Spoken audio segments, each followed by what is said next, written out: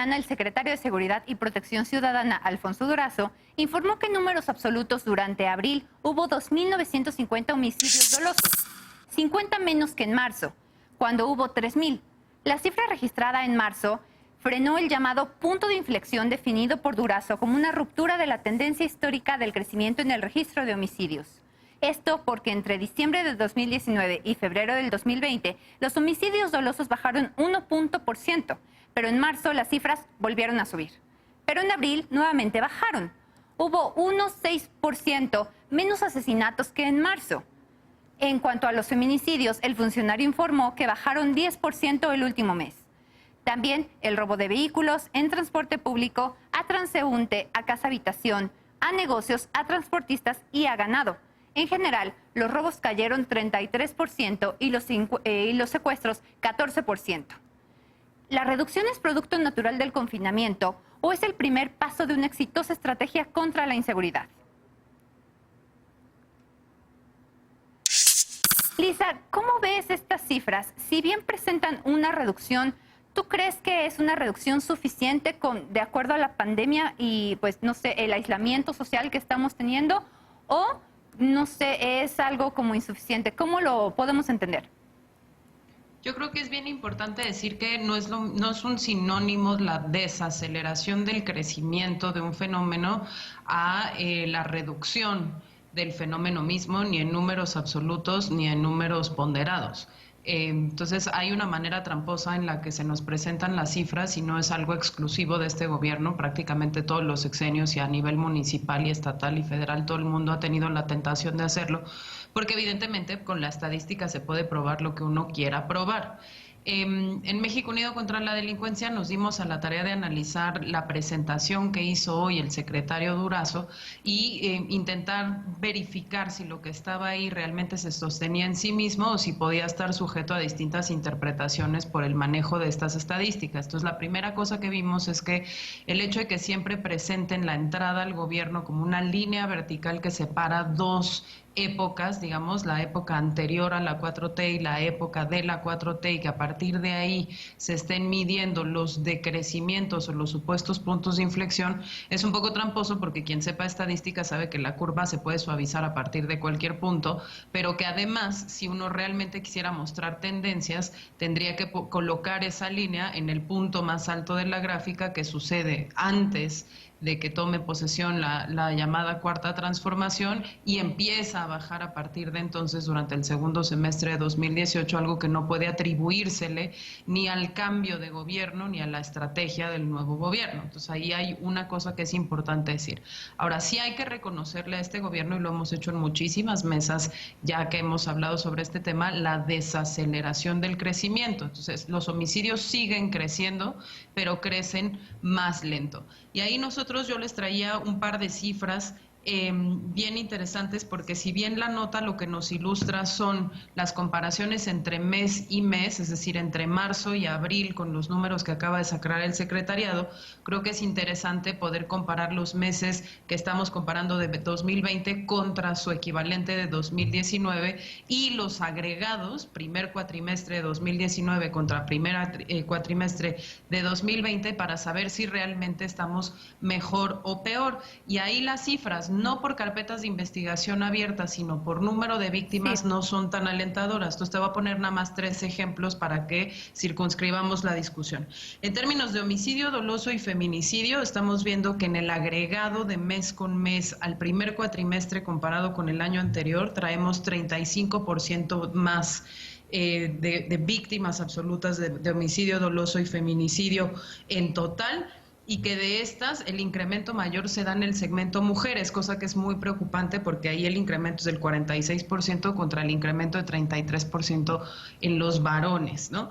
Entonces hay ahí una cosa que es particularmente importante. Por ejemplo, delitos contra la libertad personal como el secuestro también trae un aumento de 23% contra el primer cuatrimestre del año anterior, y extorsión del 21%, y los delitos contra la libertad y la seguridad sexual, por ejemplo, traen un aumento de 50% crecimiento con respecto al primer cuatrimestre del año anterior.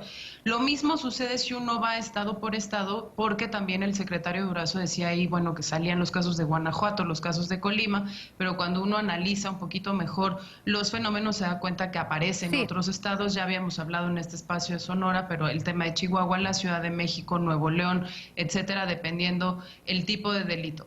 Último punto que nos preocupa muchísimo, sobre todo porque se liga a las declaraciones del presidente sobre que la cuarentena no ha traído aumentos en la violencia de género, la violencia intrafamiliar, es que los datos que presentan en la mañanera se circunscriben únicamente al tipo penal de feminicidio. En esta mesa ya hemos discutido lo difícil que es probar ese tipo penal, y cuando nosotros hicimos el análisis de los homicidios dolosos de mujeres, nos encontramos que las cifras son no solo tétricas, sino que cambian muchísimo las concentraciones por 100,000 habitantes y número total de víctimas en los estados, lo cual nos habla de focos rojos muy importantes de aumento en la letalidad en contra de las mujeres por razones de género y por razones otras que no tienen que ver necesariamente con la violencia de género. Entonces, ahí nada más poner un poquito el foco en la participación ciudadana, que podamos criticar desde un punto de vista objetivo estas cifras, y sobre todo, pues no creernos que ya le dimos la vuelta al fenómeno de la violencia, porque otros países con violencias superiores a las de México, como países de Centroamérica, sí vieron un decrecimiento bien significativo durante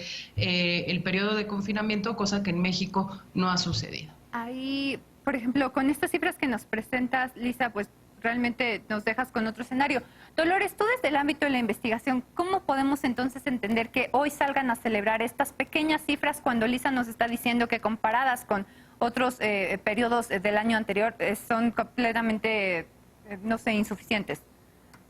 Mira, debemos entender, y creo que lo he mencionado en algunas ocasiones en este programa, a mí me importa mucho la parte cualitativa. Es decir, recordemos que cada vez que hablamos de cifras de personas víctimas de violencia en México, víctimas de homicidio, víctimas del crimen organizado, y lo digo porque, bueno, yo soy de un estado como Sonora que está muy relacionado a este tipo de delitos y de circunstancias. A mí lo que me remite es a que estos números, estos datos son seres humanos, son personas, son familias, son hombres, son mujeres, son niñas, son niños. Y cualquier reducción, por muy pequeña que sea, y lo digo con todo el corazón del mundo, es significativo. Ahora, esto no significa una victoria, por supuesto que no. O sea, esto no significa que van de ganada de ninguna manera. Yo creo que también hay que analizar el contexto social en el que nos encontramos ahora mismo, es decir, el hecho de pues, la reducción de movilidad, el confinamiento, todos esos factores que influyen obviamente en las relaciones y la interacción humana, que obviamente también deben de tener una relación directa con las cuestiones del crimen. Ahora, creo también como estrategia política, mediática, pues es muy común que cada gobierno, una vez que llegue, tome esa estrategia, ¿no?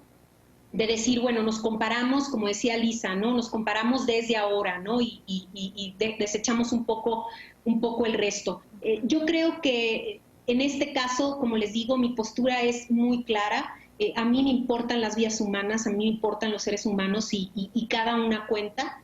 Y en ese sentido creo que es importante señalarlo, pero no es para nada una victoria. Y por supuesto, las violencias estructurales domésticas deben de verse pues de una forma muy precisa, porque definitivamente hay cambios en este confinamiento.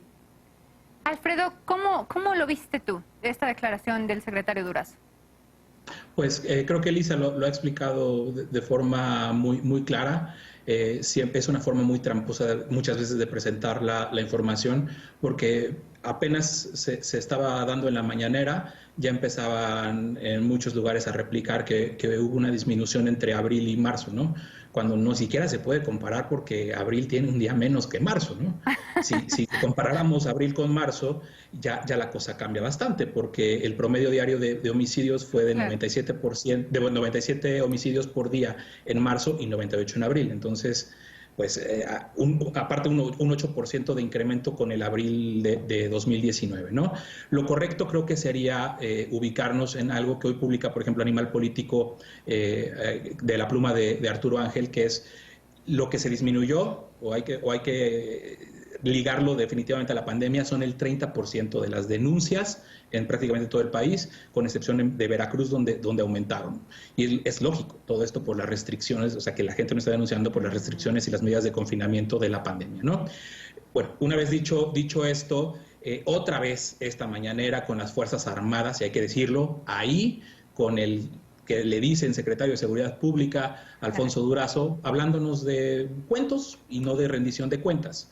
Ni una sola palabra otra vez sobre las masacres que el ejército en la administración de López Obrador ha cometido durante su administración, como el caso de Tepochica o de Carbó en enero.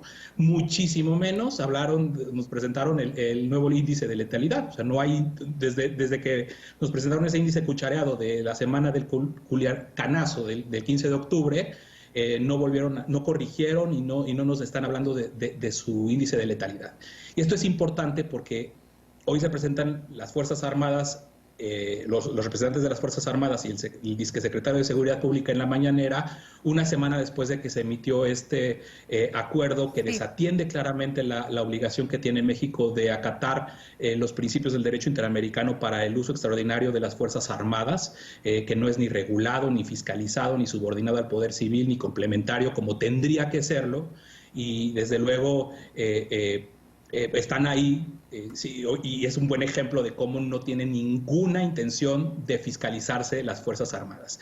Se nos presenta información del despliegue y conformación de una Guardia Nacional que es 74% con base militar, y esto nada más nos habla de esta estrategia, que es la misma de los dos sexenios anteriores, que profundiza la militarización, mientras en el mundo imaginario de López Obrador, su acuerdo militarista de la semana pasada era un trámite que le ordenaba la Constitución y no una obligación del legislativo. Y desde Seguridad Sin Guerra hemos insistido y vamos a emprender acciones para que las cámaras de diputados y de senadores presenten una controversia constitucional, y la CNDH de Piedra, que parece que está ahí pintada, presenta una acción de inconstitucionalidad porque nada más sacó un comunicado ahí muy tibio diciendo que iban a observar el acuerdo del presidente. Ese es el marco y el panorama general en el que se nos presenta esta información el día de hoy. Bueno, no es de extrañarse de la nueva titular de la Comisión de Derechos Humanos. Pero, Eder, ¿tú cómo lo ves? ¿Vamos para adelante, vamos para atrás, estamos igual? Yo identifico varias cosas del informe que se presentó el día de hoy. Una, me preocupa el tema de las fiscalías estatales. Ahorita Lisa lo comentaba en el asunto de los asesinatos o los homicidios dolosos contra las mujeres. ¿Cuántos de esos no son feminicidios encubiertos? Esa estrategia se había usado en sexenios anteriores y tendremos que revisar que no esté sucediendo otra vez. También me preocupa el tema de que en el caso de Guanajuato, el 13% de los homicidios totales de lo presentado hoy sucedieron en Guanajuato. Eso es algo que debe alarmar a toda la nación y pues están en una condición de mucha vulnerabilidad la población en Guanajuato.